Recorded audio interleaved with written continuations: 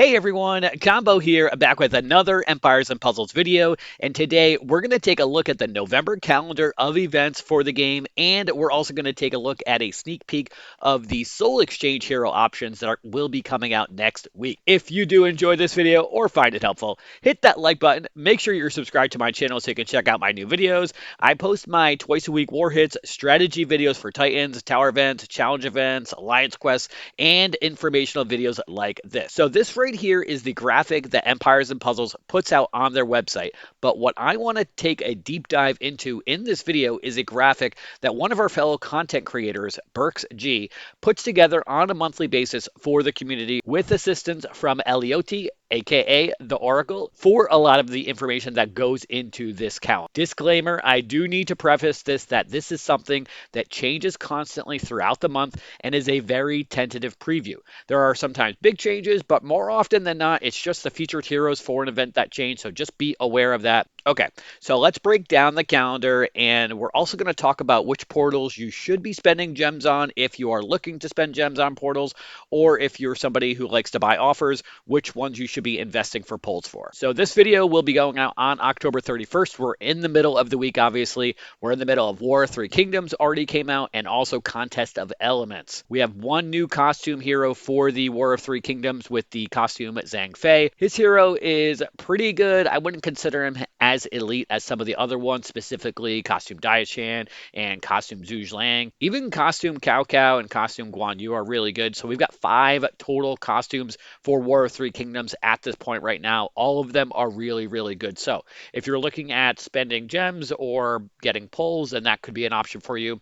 I would consider that over Contest of Elements. I'm not a huge fan of the featured heroes in this right here. Jolt is really good, but she's getting outdated already. Would definitely be an upgrade for most people's rosters. And Slime Go just kind of doesn't do it for me. He is a fast hero. He is going to deal 260% damage to all enemies and give them 471 water damage over 3 turns.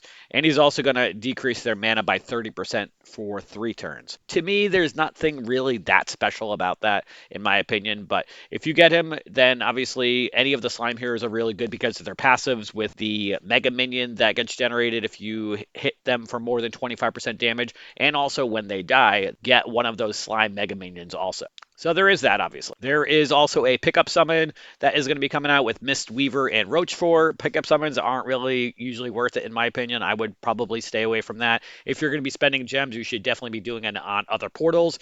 Judgment of Dune. So interesting one here. We have Costume Khufu coming out. He will be featured along with Costume Cleopatra and Costume Hedeferes. And those are 2 of the best healers in the game. So if you need a good yellow or blue healer, then that could be an option. And Costume Khufu is going to be interesting because he was one of the best heroes for Rush for a very, very long time.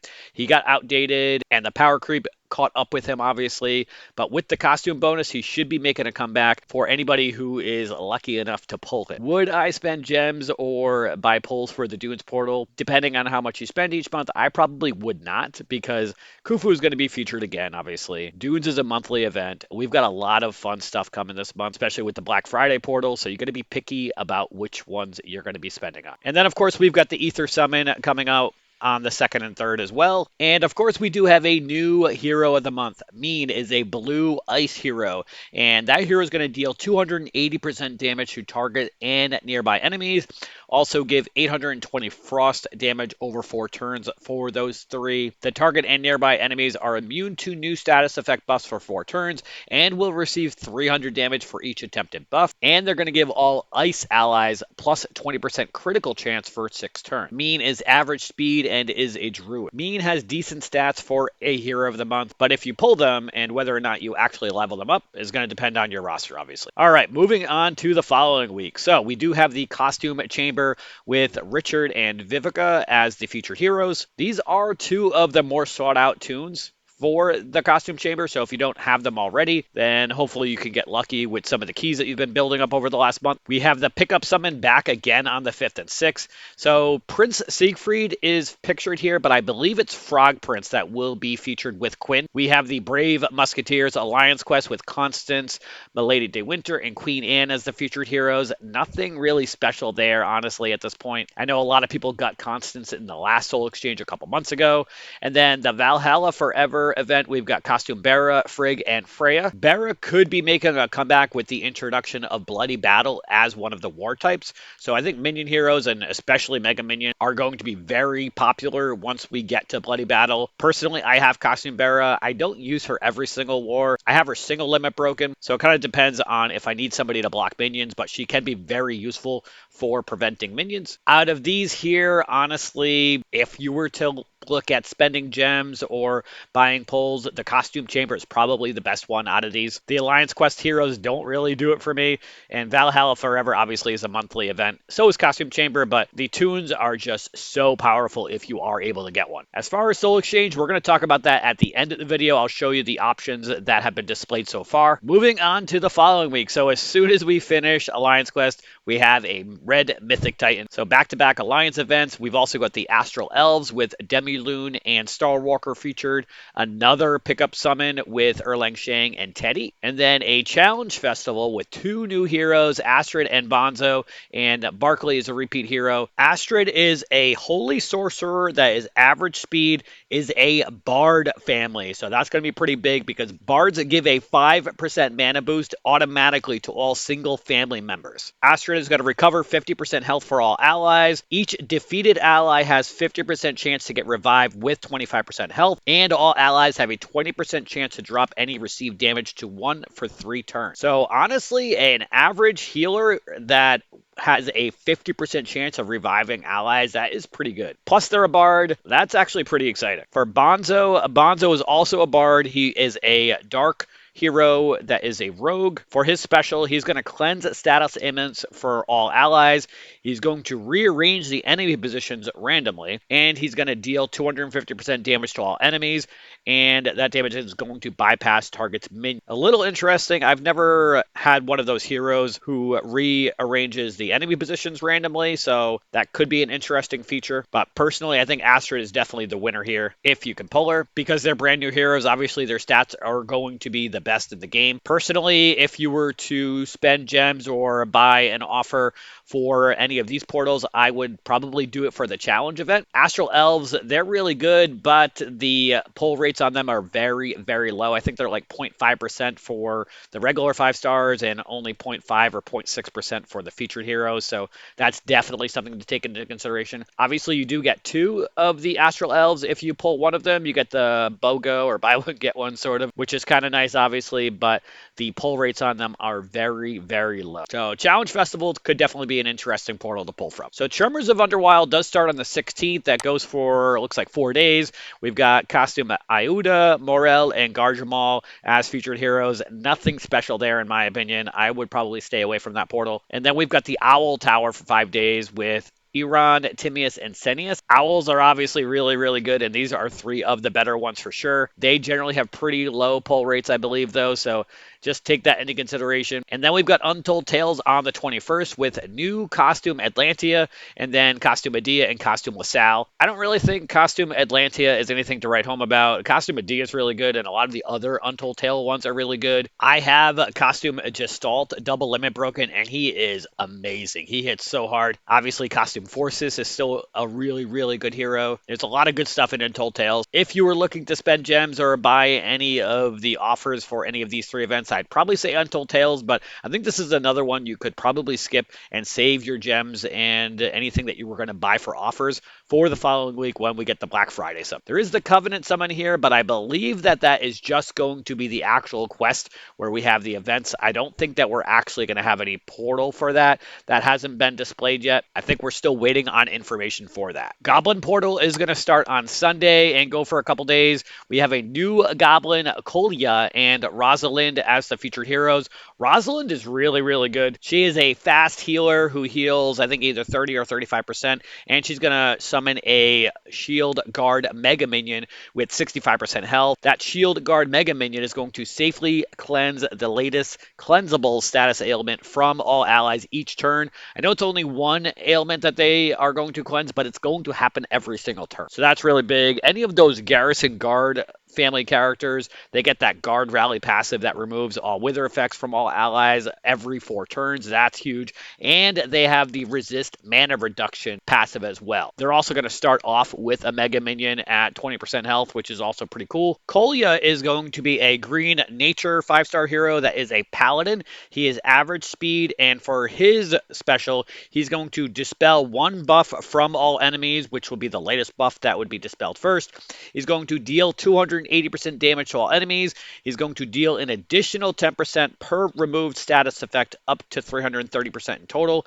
And he's going to summon a Shield Guard Mega Minion with 65% health and 180% attack inherited from the caster. So Kolya is going to be similar with the Shield Guard Mega Minion, safely cleansing the latest status ailment each turn, but obviously is an attacker versus a healer, and his average speed versus Rosalind being fast speed. So Goblins is another one I'm a little torn on because of the fact that they have low pull rates, but all of the Goblins are so good. So it's a tough one to decide on. That's another one where you're going to get 2 of the 5-star heroes if you're lucky enough to pull one. Personally, with the Black Friday promo being that same week, I would probably stay away from the Goblin Portal this month. And before we take a look at the Black Friday Portal, just really quickly, Contest of Elements is going to be coming out midweek also. Right now, Ash and Nikki are the 2 featured heroes, but from what Elioti had mentioned in one of their forum posts, more than likely one of those is going to get taken out, and there's 2 new red slime heroes that are coming out. More than likely one of them is going to be the featured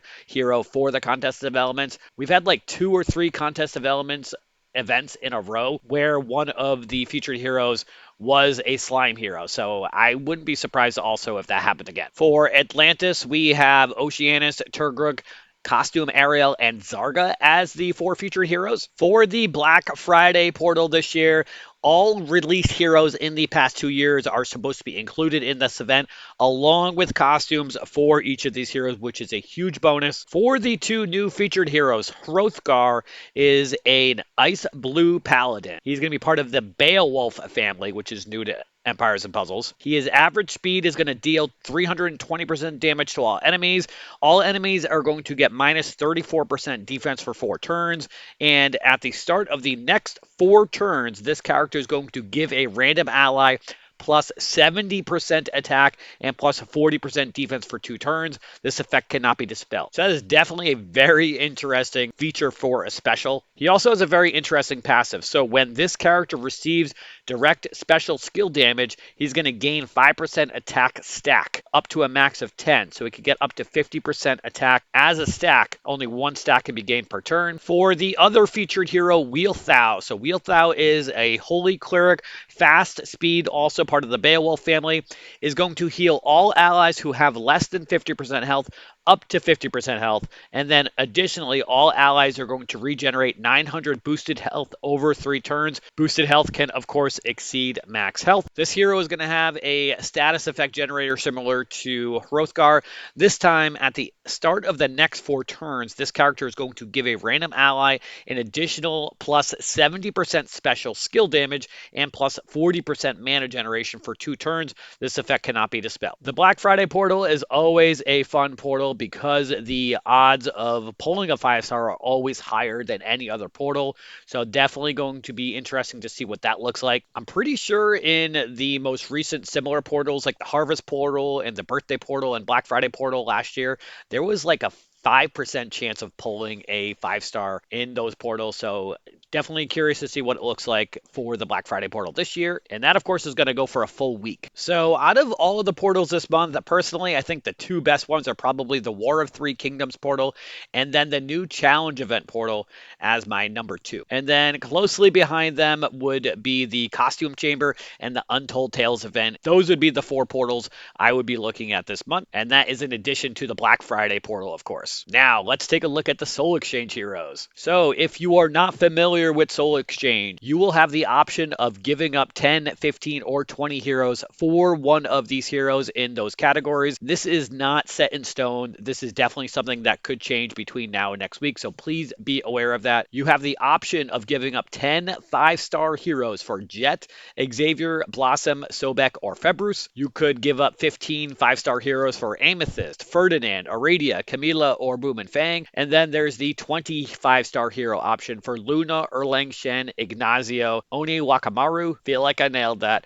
Or Frond. I will do a separate ranking video for these 15 heroes and take a deep dive into those options, but wanted to give you a sneak peek at the Soul Exchange heroes that are going to be coming out on November 8th, which is next week. And that is what November is looking like, our Soul Exchange sneak peek. Again, this is a tentative calendar as some of this may change throughout the month, specifically with the featured heroes. Let me know what you guys are excited about this month, and let me know what your early pick is for Soul Exchange. Honestly, I am not sure what I'm going to be doing yet. I do have quite a few of these though. I've got Blossom, I've got Boom and Fang, Luna, Erlang Shang, Ignacio, and Frond. So most of the 20 hero options are going to be off the table for me. I might take a look at Aradia because I really, really like max health reducers. So she might definitely be somebody I might consider. And that is it for today's video. If you did enjoy it or found it helpful, hit that like button, make sure you sub to my channel, and I'll catch you guys next time.